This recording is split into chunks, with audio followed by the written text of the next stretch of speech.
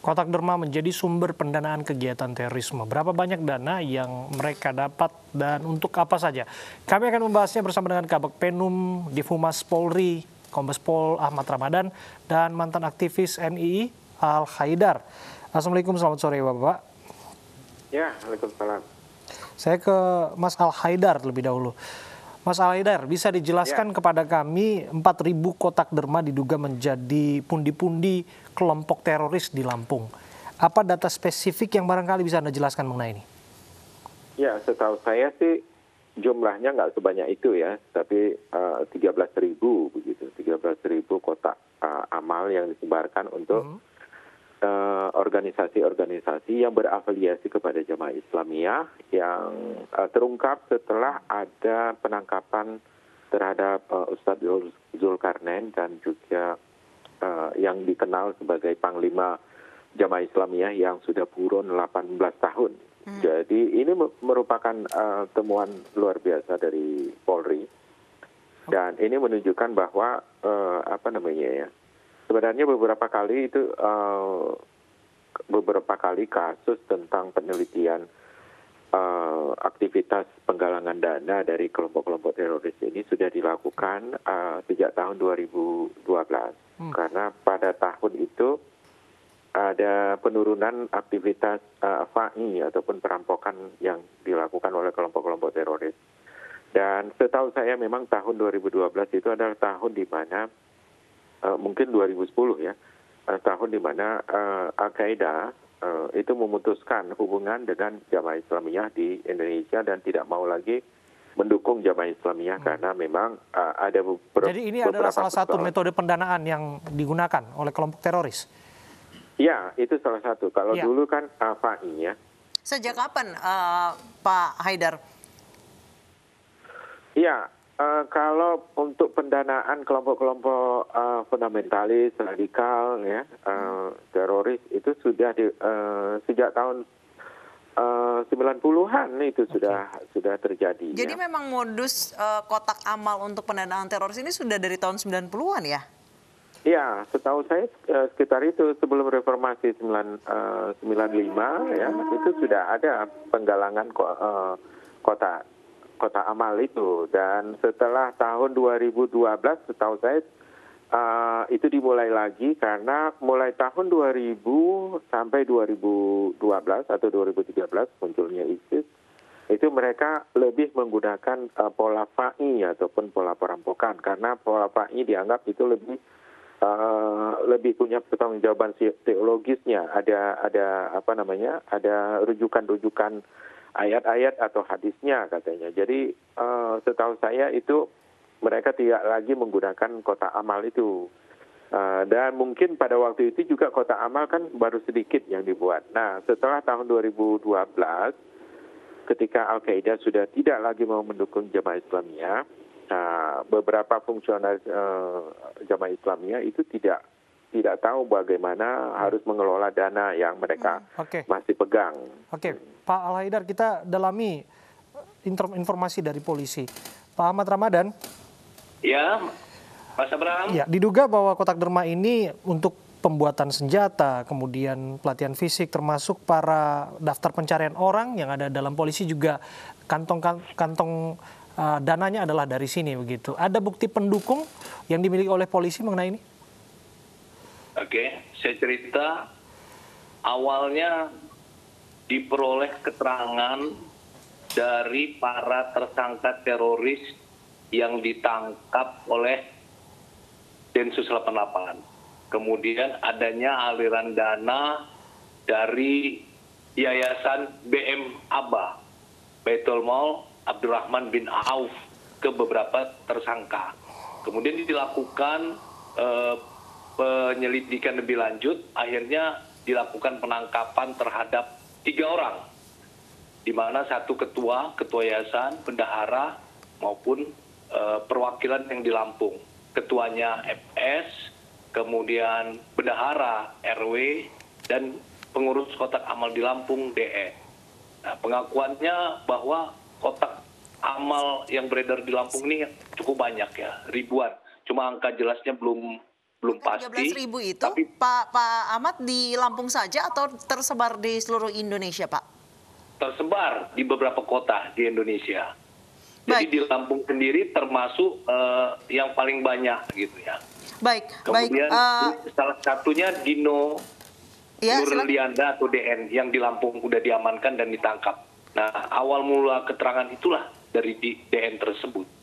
Baik, Pak Ahmad Ramadan dan Pak Al Khaidar, sebelum kita lanjutkan dialog kita ke informasi terkait tadi Pak Ahmad Ramadan sudah menyebutkan soal Baitul Mal Abdurrahman bin Auf di Lampung yang terseret dalam kasus ini membantah menggunakan dana yang mereka galang untuk membiayai aksi terorisme. Dan berikut bantahan dari Ketua Lembaga Amil Zakat ABA terkait kotak amal yang tersebar di sejumlah minimarket dan rumah makan untuk dana teroris. Apa yang ditudingkan atau dirilis oleh Mabes Polri, karena aslinya realnya kotak kami nggak ada 4.000, cuma 2.700 itu yang murni terdata di kami, karena apalagi efek pandemi ini tadinya 3.000 jadi 2.700, nggak ada 4.000, jadi itu nggak benar. Kotak amal sabah itu tadi untuk santunan sosial kebanyakan, duafa, fakir miskin, anak yatim, itu ya, jompo, termasuk sosial ketika ada bencana alam. Nah, saya tambahkan di masa pandemi corona ini kami punya program Lumbung Maslahat. Kami membantu murni orang-orang yang terdampak kena corona ini, membantu dengan sembako. Baik, Pak Ahmad Ramadan dari Yayasan ABA sendiri membantah kalau kotak amal yang ditaruh oleh yayasan mereka di rumah makan maupun minimarket ini untuk membiayai dana terorisme. Apakah ada yang memang menyamar atau kotak amal ABA palsu gitu yang memang ditaruh oleh kelompok teroris di rumah makan dan minimarket? Ya, ini informasi yang kita peroleh, keterangan dari tersangka yang kita amankan dan kita tangkap, bahwa dana yang dikirim atau ditransfer dari Yayasan BM ABA tersebut mereka gunakan untuk operasional, diantaranya untuk memberangkatkan anggotanya ke Suriah, juga untuk pelatihan militer, bahkan untuk hingga pembuatan senjata. Nah, ini pengakuan dari tersangka yang kita amankan, tersangka terorisme yang kita amankan. Bagaimana mekanisme penyaluran dana hingga sampai ke tangan mereka, Pak? Mereka transfer ke rekening, dari rekening Yayasan ABA melalui para tersangka. Oke, artinya polisi memiliki bukti itu, aliran dana masuk dari yayasan tersebut ke para kelompok teroris ini? Tentu, kita melakukan penahanan tentunya memiliki bukti-bukti yang sangat kuat. Baik, saya ke Pak Haidar. Pak Haidar, Anda melihat ada 13.000 kotak amal yang tersebar di minimarket dan rumah makan untuk mendanai kegiatan terorisme. Ini tentunya akan berpengaruh bagi kotak amal yang memang benar-benar dari lembaga amal yang memang membutuhkan dana itu untuk membiayai fakir miskin dan anak-anak yatim piatu. Untuk masyarakat membedakannya seperti apa, Pak? Supaya tidak salah saat mau berderma atau beramal. Ya, agak sulit untuk membedakannya sebenarnya. Jadi cara yang paling termudah itu adalah menggunakan melihat kotak amal itu, apakah itu untuk pesantren yang jelas lokasinya, atau untuk suatu sekolah begitu, ataukah itu ada yayasan. Kalau yayasan itu umumnya itu memang sering abal-abal, memang artinya sering mengandung penipuan dan sebagainya. Jadi sebaiknya jangan memberikan atau menyumbang kepada kotak amal yang ada yayasannya, karena yayasannya ini yang belum verifikatif, yang seharusnya dilakukan verifikasinya oleh Departemen Sosial, misalnya oleh pemerintah ataupun dinas sosial yang ada di tingkat kabupaten begitu. Baik, saya kembali ke Pak Ahmad Ramadan. Pak Ahmad, bagaimana caranya agar masyarakat tidak lagi salah jika ingin berderma? Karena memang kita tahu banyak sekali kotak amal yang memang tersebar di rumah makan dan minimarket. Baik, hasil penyelidikan yang kita lakukan memang baru satu yayasan ini. Untuk itu kita sudah memberikan informasi ke jajaran untuk Polda-Polda maupun Polres untuk menarik apabila ditemukan untuk menarik kotak amal yang berasal dari Yayasan BM ABA tersebut. Artinya supaya seperti Mbak katakan tadi, jangan sampai ada kotak amal yang benar-benar tidak digunakan untuk tindakan yang seperti ini, maka kita menarik yang berasal dari Yayasan BM ABA saja. Ya. Baik, Pak Ahmad Ramadan, sejauh ini dari keterangan teroris terkait kotak amal yang digunakan untuk pendanaan dana teroris ini sudah sejak kapan mereka lakukan? Sejak tahun 2016, tetapi masifnya dia baru di tahun 2020 ini. Bahkan disampaikan penggunaan biaya operasional yang berasal dari Yayasan BM ABA ini senilai 1,6 miliar dalam 1 bulan. 1,6 miliar dalam 1 bulan dari kotak amal itu ya Pak? Bukan dari kotak amal, dari yayasan ini. Perlu saya tambahkan, memang diakui juga dana yang ada di yayasan tersebut tidak saja berasal dari kotak amal, tetapi dari iuran atau simpatisan-simpatisan yang lain, termasuk dari anggotanya. Ya, pertanyaan berikutnya, apakah yayasan tersebut menyadari santunan yang seharusnya disalurkan kepada yang membutuhkan ini malah lari ataupun malah salah alamat begitu, justru kepada para teroris? Menyadari, mereka mengetahui bahwa dana tersebut digunakan untuk seperti pemberangkatan anggota ke Suriah, pelatihan militer, dan pembuatan senjata. Menyadari. Artinya bisa dikatakan sponsor utama begitu, Pak? Sponsor, support. Ya. Oke. Yayasan Kotak Amal yang mengumpulkan dananya dari Kotak Derma termasuk santunan dari siapapun menjadi sponsor utama aktivitas terorisme. Tidak hanya di Indonesia namun juga di luar negeri. Saya sampaikan ini yang kita ketahui informasi dari Densus di beberapa kota di Indonesia. Memang disampaikan awal ketemunya adalah di Provinsi Lampung, tetapi ada termasuk di Provinsi Sumatera Utara, di Semarang, di Pati, Temanggung, Soloraya, sampai di Lombok dan Ambon masih dilakukan penyelidikan seperti itu. Jadi kita sampaikan kepada jajaran Polda dan Polres untuk mencari dan menyelidiki.